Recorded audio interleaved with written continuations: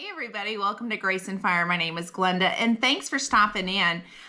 I just want to give a huge shout out to Ginger at Not For Nothing Homestead. She's hosting this wonderful collab that she threw together and it's called Saucy September. And there are other wonderful channels that are participating in this and I'm going to leave it in the description box below. So please go check out each of these channels and check out all the wonderful sauce recipes. So for today, I have been trying to figure out what kind of sauce that I would like to share with you guys. And quite frankly, I didn't know, there's just so many good things. And I thought, well, gosh, I really want to think about something that's kind of out of the box, right? Well, most of you guys know that I'm also a canner and I have this wonderful garden outside. And this year I have been bombarded with way too many tomatoes out there. And I'm just saying I have had to get very creative with it. One of the things that I like to can is my own spaghetti sauce. And it's just one that I get from just a book that I have. And I don't get to take any credit for it, but it is so, so good. But, you know, quite frankly, I don't have a ton of shelves to put all my canned goods on.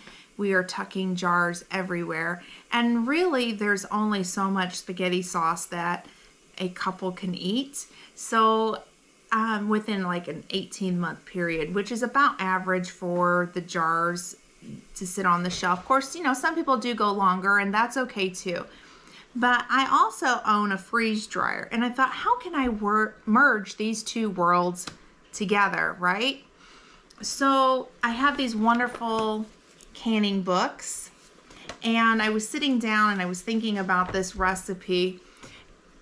So, you know, I got to thinking, what if you have a canning book that say your Nona or your grandma had maybe back in the 50s and 60s, and there was a recipe that was in there that was so good. But, you know, really we want to be using books that are current to can our foods in within the last 10 years. But this recipe that you saw in your Nona or grandma's cookbook was so good and you'd like to have it back on your shelf, right?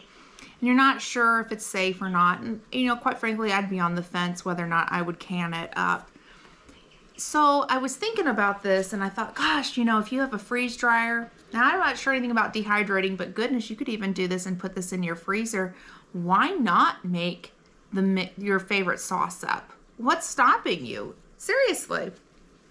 So I don't actually have the book with me right now, but I went to my local library and I took my time and I went up and down and I was looking through the cookbooks and the different canning books that they had, and I found one that was put out by a very well-known company, not a canning company typically, but they have a wonderful magazine. And this book was put out in 2012. And inside of it, I found a recipe for spaghetti sauce. And I thought, okay, you know, this would be something that would be so good to try.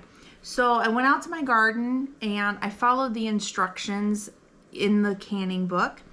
And I went ahead and I freeze dried it. I'm going to drop some of this footage with you in the video so that way you can see it.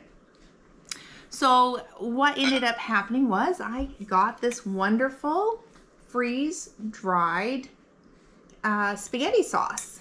And here it is. Sir Grace was wonderful enough because the day that this got done processing, I wasn't feeling my best. So he went ahead and he got it out for me and he blended it. And I just want to show you. Isn't that gorgeous? That is my spaghetti sauce. And I thought, gosh, this would be really good to put on my shelf.